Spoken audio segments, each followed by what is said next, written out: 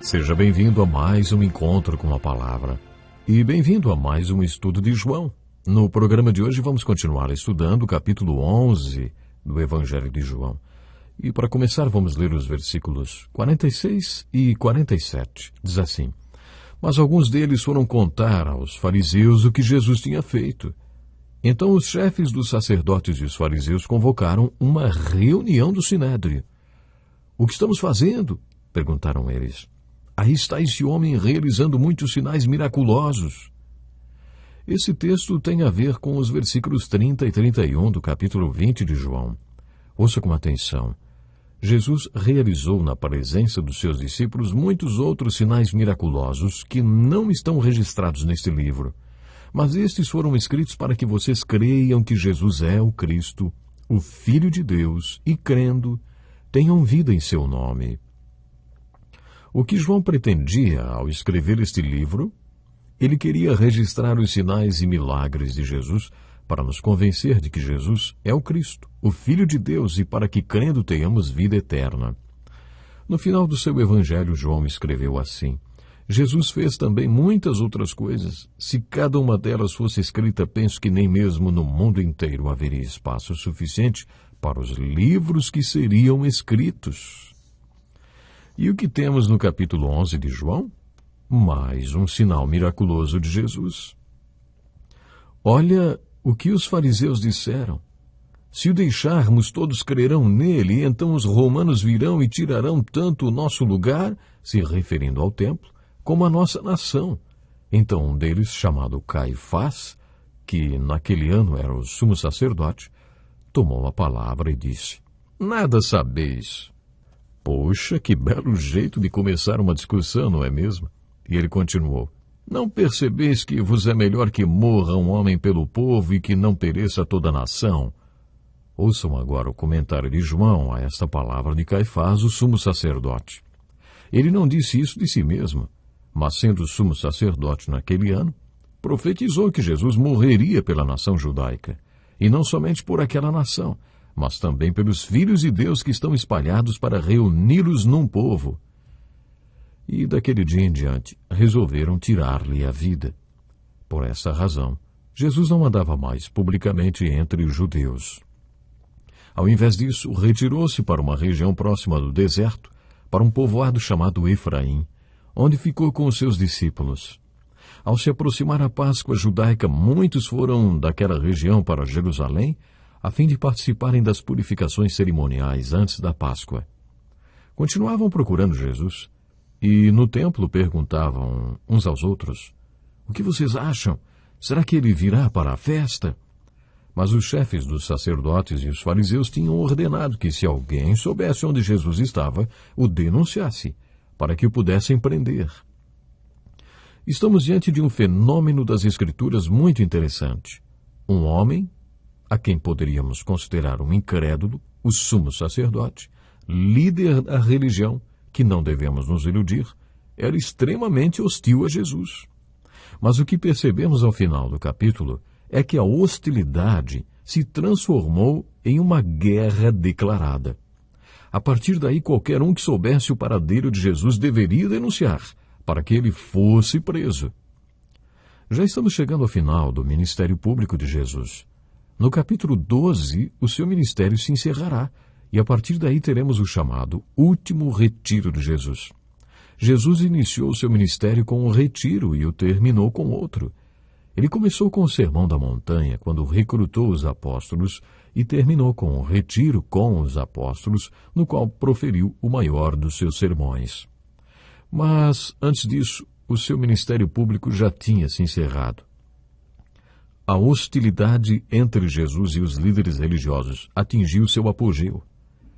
Mas alguns programas, se Deus permitir, quando estudarmos o capítulo 12, veremos que aconteceria a última ceia, o último retiro de Jesus com seus apóstolos, a sua prisão, o seu julgamento ilegal e a cruz.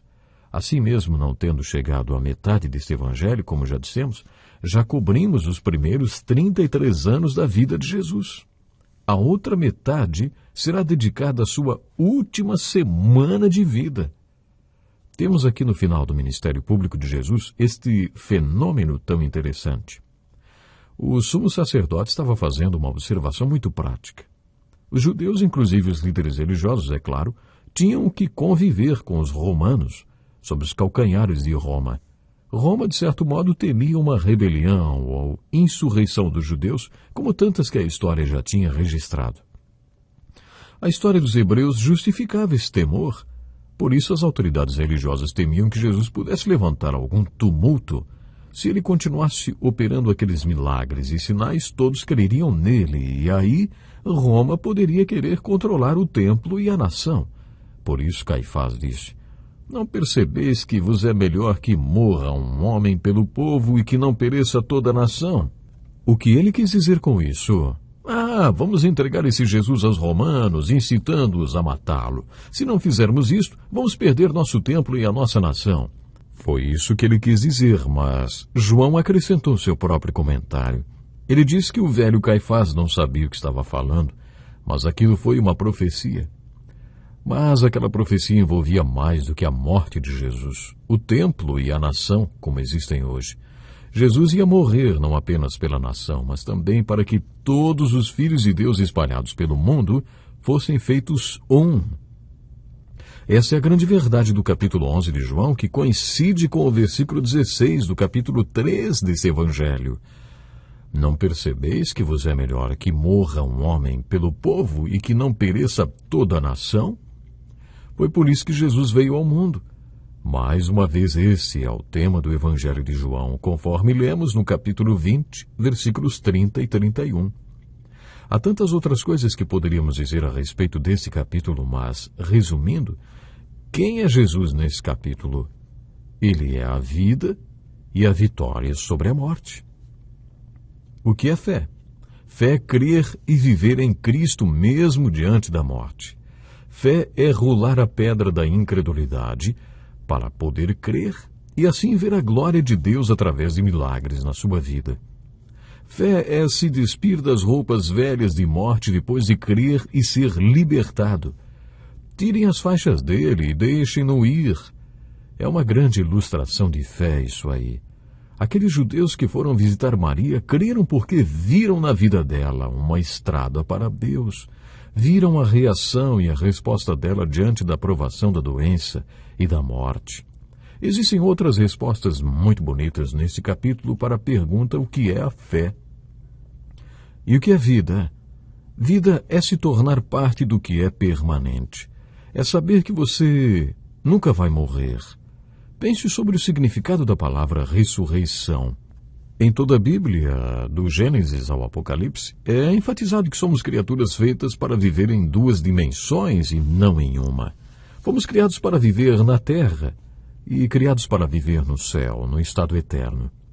E para isso nos foi dado um corpo espiritual. E a única maneira para este equipamento terreno ser equipado para viver no estado eterno é uma metamorfose, uma total transformação. Essa transformação se chama ressurreição. É isto que significa ressurreição. É a vitória sobre a morte, mas também é o milagre no qual Deus nos dá corpos celestiais que nos equiparão para viver com Ele no estado eterno. E isto é vida. Isto é vida eterna, vivida aqui na terra, vida eterna além desta vida terrena.